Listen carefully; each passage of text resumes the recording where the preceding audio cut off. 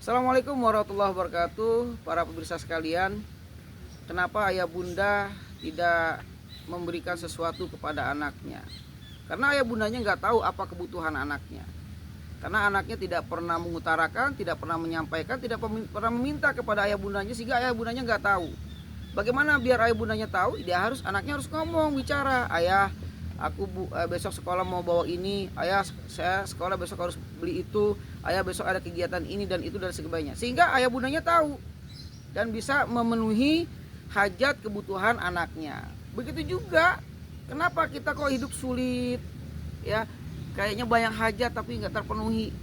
Karena kita belum pernah meminta kepada Allah Subhanahu wa taala. Pertanyaannya, udah pernah belum minta kepada Allah Subhanahu wa taala? Coba deh kita bangun malam, sholat hajat, kemudian mengutarakan semua hajatnya. Kita minta hajat kita kepada Allah Subhanahu wa taala. Yakin Allah akan jawab. Masalahnya kita belum pernah meminta kepada Allah Subhanahu wa taala. Kata Allah Subhanahu wa taala dalam Al-Qur'an, ini ayatnya sangat familiar, sering kita baca, bahkan setiap sholat kita baca. Apa bunyinya? Iyyaka na'budu wa iyyaka nasta'in.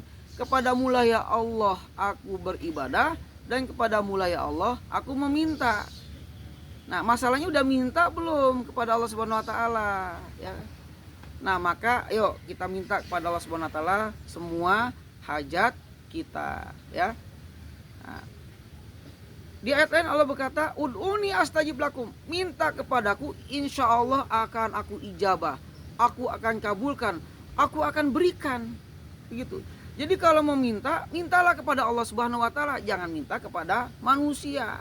Kalau minta kepada manusia, yang ada adalah kekecewaan ketika tidak diberikan atau diberikan tidak sesuai dengan harapan, di PHP-in, ya, dikasih tapi diceramain panjang lebar, dikasih diomongin kemana-mana, akhirnya kita kecewa. Biar nggak kecewa, minta sama Allah Subhanahu wa taala yang maha kaya, yang maha pemberi rizki. Insya Allah Allah berikan.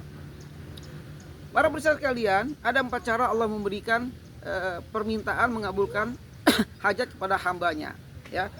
Paling tidak ada 4. Yang pertama, Allah memberikannya dengan cara cash, ya, dengan cara cash, tunai. Kita minta, Allah langsung berikan. Baru terbesit sudah Allah kabulkan.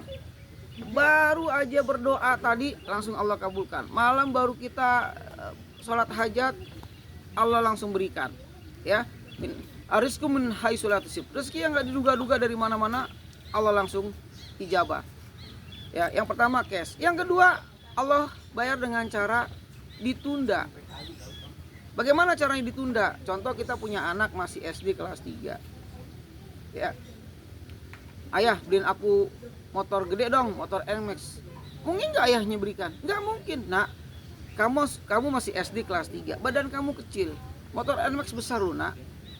Ya, kamu belum memungkinkan nak. Nanti deh kalau kamu sudah memungkinkan, kelas 3 SMA, badan kamu besar, kamu udah punya KTP, udah bisa bikin SIM, ayah berikan. Jadi mintanya kelas 3 SD, dikabulkannya nanti pas kelas 3 SMA. Ya. Yang ketiga, cara yang ketiga yaitu dicicil. Allah memberikannya dengan cara dicicil. Bagaimana? Contoh, ada orang susah, orang miskin, ya, anaknya banyak, cucunya banyak, rumahnya reot, udah mau rubuh, ya. Ya Allah, berikanlah aku rizki ya Allah untuk bangun rumah yang mewah, yang cukup, kamar-kamar yang cukup buat anak cucuku ya Allah. Ya, ada kamarnya, ada perpustakaannya, ada musolanya, ada saungnya, ada kolam renangnya, ada kolam ikan, ada kandang binatang, ada kebun-kebun. Ya kurang lebih 2 miliar lah, ya. Dia minta pada Allah 2 miliar. Tapi Allah gak kabulkan langsung. Bagaimana caranya? Allah cicil. Allah kasih beli bahan material, Allah kasih bangunlah fondasi, Allah kasih bangun tiang, hingga selesai. Coba kalau umpamanya Allah kasih langsung cash 2 miliar. Dia bingung, gak bisa tidur.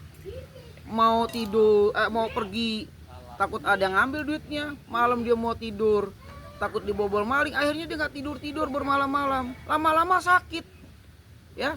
Nah, jadi Allah tidak berikan cash, tapi Allah cicil. Yang keempat, dengan cara Allah ganti dengan yang lainnya.